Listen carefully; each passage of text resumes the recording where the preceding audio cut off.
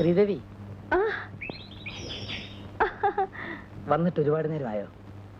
നിന്ന് കാലൊടിഞ്ഞു. സമയം ഒരുപാടായപ്പോൾ എനിക്ക് സംശയം വരുവോ ഇല്ലയോ എന്ന്. ഇലക്ഷനിൽ തോൽപ്പിച്ചതിന്റെ പകവീട്ടൻ.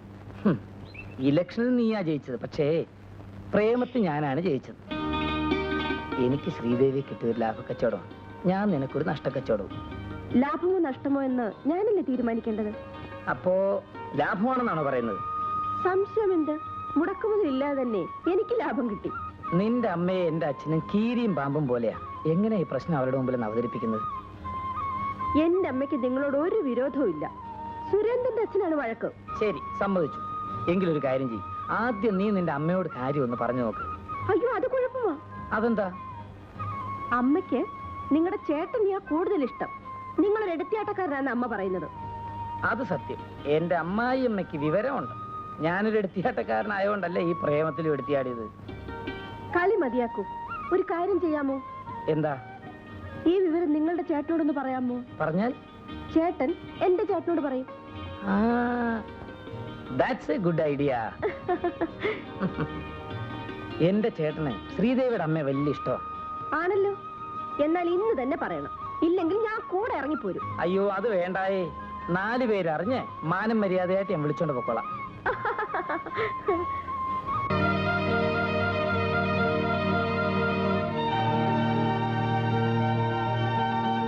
ചേട്ടാ, നീ ഇതുവരെ ഉറങ്ങിയില്ലേ? ഉറക്കം വരുന്നില്ല. എനിക്ക് ഉറക്കം വരാനായിട്ട് കുറച്ചു നാളായടാ. അയ്യോ, അതൊരു അത്ഭുതമാണല്ലോ. ഇരുന്നും നിന്നും നടന്നും ഒക്കെ ഉറങ്ങുന്ന ആളാന്നല്ലോ ചേട്ടൻ.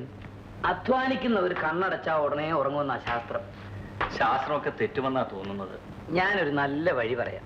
ചേട്ടനൊരു കല്യാണം കഴിക്കാം. ചേട്ടത്തിമ്മ വന്നാല് ഉപ്പും മുളകും ചേർത്ത് നല്ല ആഹാരമെങ്കിലും കഴിക്കാമല്ലോ. ഓ, ചേട്ടത്തിയമ്മ വന്നാൽ വേലക്കാരുടെ ശമ്പളം ലാഭപ്പെടുത്താമെന്നായിരിക്കും. ഞാനൊരു മലമൂടനാണല്ലോ, അതുകൊണ്ടൊരു കൺട്രി സാധനത്തിനെ കൊണ്ടുവരണമെന്നാണോ നീ പറയുന്നത്? വേണ്ട, ചേട്ടൻ പഠിച്ചൊരു പെണ്ണിനെ തന്നെ വിവാഹം കഴിക്കണം. ആദ്യം ഞാൻ പറഞ്ഞ തിരിച്ചെടുത്തിരിക്കുന്നു. പഠിച്ച ഒരു പെണ്ണുണ്ട്, കയ്യെത്തുന്ന ചില്ലയിലെ പൂവ്, പക്ഷെ പറിക്കാൻ നിവർത്തിയില്ല. അതെന്താ ചേട്ടാ, വേറെ ആരെങ്കിലും പറിക്കാനായിട്ട് തക്കം നോക്കി നിൽപ്പുണ്ടോ? ഏയ്, അങ്ങനെയൊന്നുമില്ല. ഇക്കാര്യം അച്ഛനോട് പറഞ്ഞാൽ അച്ഛൻ ഈ ജന്മം സമ്മതിക്കുമെന്ന് തോന്നുന്നില്ല. ചേട്ടനും പ്രേമവും ഏതാണ് പെണ്ണ്? എന്നോട് തുറന്നു പറ. നിന്നോടല്ലാതെ മറ്റാരോടാണിത് പറയുക? ഈ ജീവിതത്തിൽ എനിക്ക് ഒരേ ഒരു പെൺകുട്ടിയെ മാത്രമേ ഭാര്യയായി സങ്കല്പിക്കാൻ കഴിയൂ. അത് മറ്റാരുമല്ല, ശ്രീദേവിയാണ്.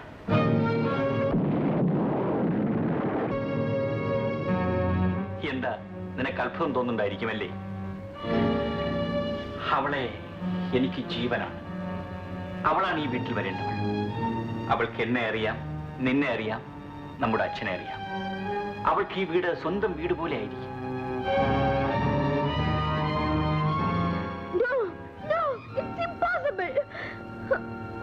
ശ്രീദേവി, ഞാൻ പറയുന്നത് കേക്ക്. എന്റെ ചേട്ടൻ വളരെ നല്ലവനാണ്. അദ്ദേഹത്തെ ഭർത്താവായി കിട്ടുന്ന പെൺകുട്ടി ഏറ്റവും ഭാഗ്യം ചെയ്തവളായിരിക്കും. അദ്ദേഹം നല്ലവനല്ലെന്ന് ഞാൻ പറഞ്ഞില്ല. അനുജനെ മനസ്സിൽ കൊണ്ടു നടന്നിട്ട് ചേട്ടന് ശരീരം കൊടുക്കാൻ ഞാനൊരു വേശ്യയല്ല. ശ്രീദേവി, നീ ഇതേപ്പറ്റി സമാധാനമായി ചിന്തിക്കണം. എന്റെ ചേട്ടൻ എനിക്ക് ദൈവത്തെ പോലെയാണ്. അദ്ദേഹത്തിന് വളരെ കുറച്ച് ആഗ്രഹങ്ങളേ ഉള്ളൂ. എന്തോ അദ്ദേഹത്തിന് നിന്നെ ഇഷ്ടപ്പെട്ടു. ആ നിമിഷം മുതൽ നീ എന്റെ കാമുകയല്ലാതായി തീർന്നിരിക്കുകയാണ്. അത്രേ ഉള്ളൂ നിങ്ങൾക്ക് എന്നോടുള്ള സ്നേഹം. നീ എന്നെ കുറ്റപ്പെടുത്തിക്കോളൂ, എനിക്കിതിൽ ദുഃഖമില്ല. പക്ഷേ ഞാൻ നിസ്സഹായനാണ്.